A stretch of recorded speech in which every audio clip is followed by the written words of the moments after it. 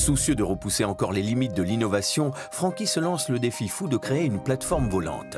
Depuis son atelier, il met au point plusieurs types de propulsion, mais aucun de ces systèmes n'est satisfaisant pour l'inventeur et son équipe. C'est lors d'un déplacement à Dubaï que Francky rencontre un de ses modèles de toujours, Yves Rossi. Yves Rossi est un inventeur suisse plus connu sous le nom de Jetman. Il a inventé en 2004 une aile rigide propulsée par des réacteurs miniaturisés, lui permettant de voler plusieurs minutes. Gars extraordinaire, et je dis, mais moi je suis fan de ce que tu fais. Mais tu veux venir avec nous? Tu veux venir voir un vol? Je dis, je peux monter avec... Oui, tu viens avec nous dans l'hélico. Je t'explique comment tu nous aides à démarrer l'aile et les réacteurs, et puis tu vas avoir un vol. Ok, allez, je viens avec toi. Et elle est montée dans l'avion, et là, elle leur a démarré, puis elle les a vu partir en tête arrière comme ça. Je dis, juste aujourd'hui, quand elle est là, ils vont se tuer parce qu'ils ne remontaient plus. Ils tombaient. Du coup, ils remontent, puis là, ils se mettent en formation à côté de l'hélico. Ah, t'as les poils qui se dressent. Je dis, incroyable. Entre les deux inventeurs, le courant passe immédiatement et au cours de leurs nombreuses conversations, Yves Rossi parle à Francky des turboréacteurs miniaturisés qu'il utilise. Convaincu par ce système de propulsion, Francky s'enferme alors dans son atelier avec un objectif, adapter ces fameux micro-turboréacteurs à son appareil volant. Ça a été complexe parce qu'il a fallu déjà apprivoiser cette technologie qu'on ne connaissait pas et aussi savoir où les positionner. Francky a pris la turbine un jour dans les mains et il a mis suffisamment de poussée pour pouvoir ressentir la poussée du turboréacteur et son centre de gravité. On a fabriqué un châssis avec 3 points de fixation et chacun notre tour, on a pris ce fameux châssis, on a fait bouger la turbine qui tournait à fond et on s'est rendu compte que c'était à tel endroit qu'il fallait positionner les pieds de Francky pour que la machine soit stable. Le Flyboard Air est équipé de 5 moteurs à réaction qui fournissent la propulsion nécessaire pour le faire décoller et voler. Pour orienter l'appareil, le pilote doit se pencher dans une direction ou dans une autre. L'appareil est équipé d'un système de stabilisation gyroscopique qui détecte les mouvements du pilote et ajuste les moteurs en conséquence pour maintenir l'équilibre et la stabilité en vol. Avec le Flyboard Air, l'entreprise Zapata fait son entrée dans l'aéronautique. Disposant d'une autonomie d'environ 10 minutes, le Flyboard Air peut atteindre 190 km/h en vol, de quoi donner des sensations inédites à son pilote. C'est un engin qui est incroyable, qui, je veux dire, défie toutes les lois de la physique. C'est quand même une machine dangereuse, qui est dure à dompter. C'est pour ça que c'est le seul, et ça sera peut-être le seul au monde à monter là-dessus. Il n'est pas 100% écolo. Il y a toutes les contraintes et toutes les limitations qu'on peut imaginer. On ne peut pas se poser à même le sol, etc., etc. Il faut beaucoup d'entraînement physique. Mais c'est de loin la meilleure machine que j'ai construite dans ma vie et la meilleure machine que je ne construirai jamais. Pour Francky et son équipe, le Flyboard Air est un véritable laboratoire volant et chaque vol permet d'améliorer leur technologie. Et des vols, Francky va en avoir de nombreux à son actif. Le premier vol public a lieu le 18 mai 2018 au Mans. Francky est invité à survoler le circuit pendant le Grand Prix Moto de France devant un public ébahi qui découvre pour la première fois l'homme volant.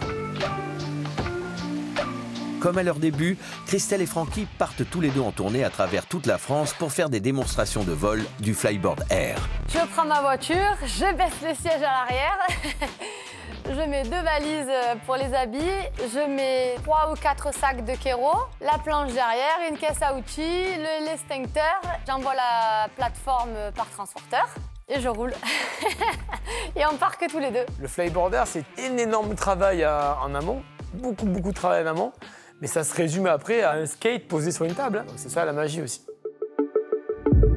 Sur un appareil comme le Flyboard Air, le pilote est le seul aux commandes. A l'inverse, le Air Scooter sera capable d'assister le pilote en simplifiant les commandes et en sécurisant le vol. Une prouesse technologique rendue possible par le contrôleur de vol. Ce système est entièrement développé ici, dans les locaux de ZR, par une bande d'ingénieurs affectueusement surnommés les Geeks.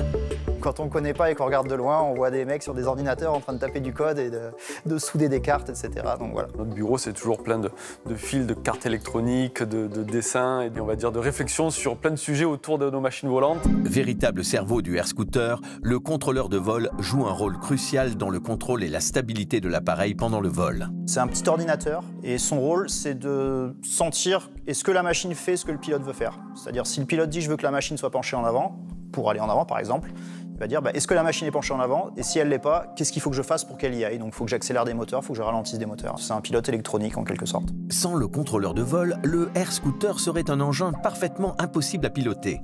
Afin de renforcer la sécurité, les ingénieurs de ZR ont imaginé un système permettant de multiplier le contrôleur de vol et ainsi éviter qu'en cas de défaillance, le Air Scooter ne s'écrase. Le contrôleur de vol est un ordinateur qui récupère toutes les informations nécessaires à la navigation que lui fournissent les senseurs du Air Scooter, tels que le gyroscope, l'accéléromètre ou encore le GPS. Le contrôleur de vol traduit toutes ces informations et transmet alors ses ordres au moteur thermique et électrique du Air Scooter. Ce que les ingénieurs ont fait, c'est multiplier le contrôleur de vol par 3. Chacun de ces 3 ordinateurs reçoit les informations des senseurs et transmet ses ordres au moteur. Chaque contrôleur de vol pense ainsi que c'est lui qui pilote l'appareil, mais en réalité, ce sont les moteurs qui choisissent lequel des 3 écouter. Et pour choisir, les moteurs s'en remettent à la majorité. Si un des 3 contrôleurs de vol venait à transmettre des ordres incohérents avec les 2 autres, alors les moteurs ne l'écouteraient pas.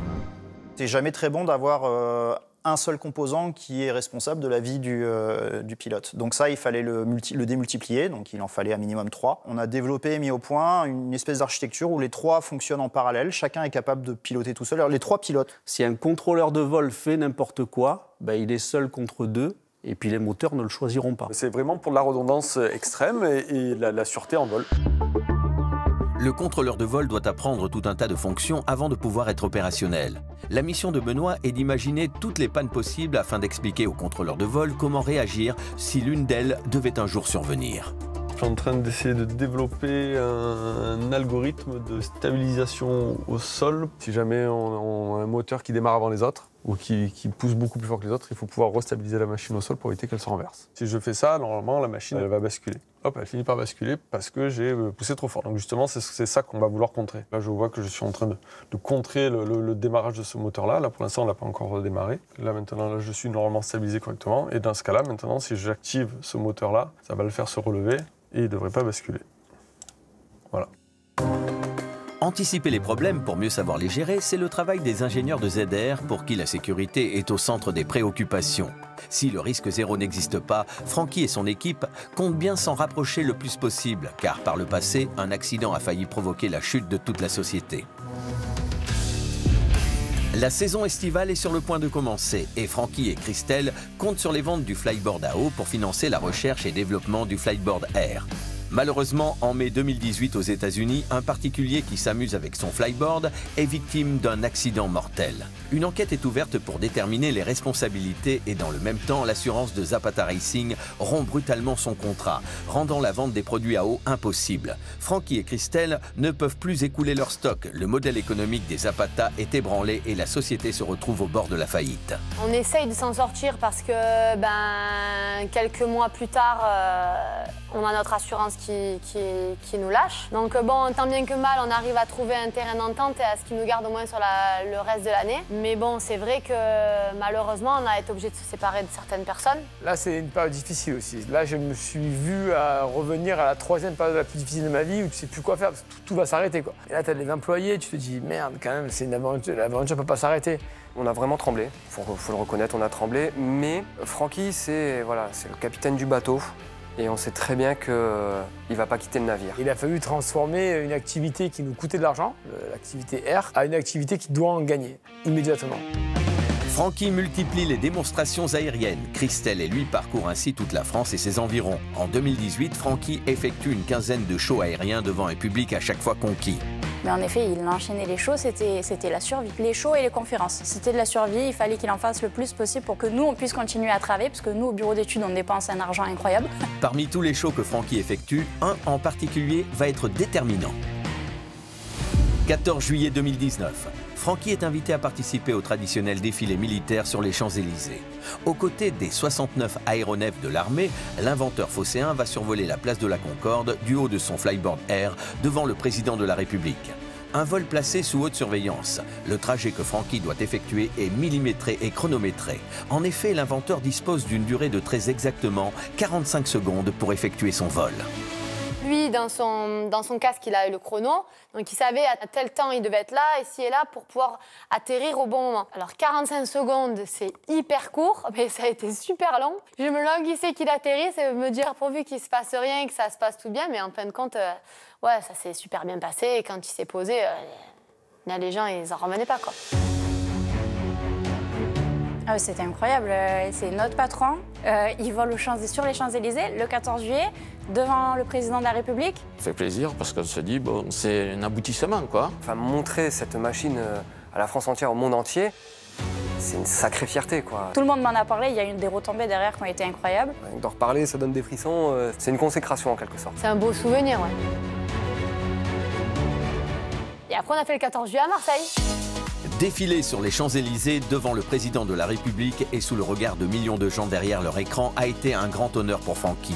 Mais l'inventeur phocéen est avant tout un amoureux inconditionnel de Marseille. Il n'a donc pas hésité à voler le soir même sur le Vieux-Port devant près de 150 000 personnes. C'est sa ville natale. C'était de la folie. J'ai même pas pu voir le vol, moi, tellement il y avait de monde, tellement il y avait une masse de monde présent à ce moment-là, quoi.